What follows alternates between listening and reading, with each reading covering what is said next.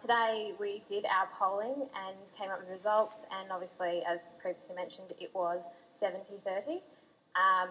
So I'm presenting to you on the minority report, which was written as an outcome of this to reflect the views and any issues that people within that minority would have had. So this report will be news to probably the other 70% in the room as well as you. There's three main things in this report, and the recommendation is to change Section 13 of the Nuclear Storage Facility Prohibition Act 2000 to commission a further economic model. Go ahead with the process and let's see if we can find something accurate. That was a large part of the economic deliberations that occurred throughout this process. The second issue was that we have concerns that there was a bias of jury because this was an opt-in process. So obviously certain groups had much more motivation to come out here and express their views and put their views on other people as well. We think because it was an opt-in process and there was also very little hurdle in terms of identity verification, that we're not particularly sure.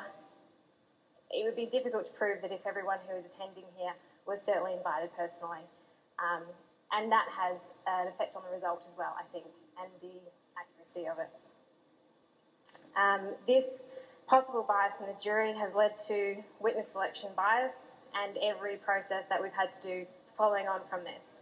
So this means that the jury selected. You have to respect them. It's a minority. You have to let them have their view. It is an opt-in process. Are you debating that?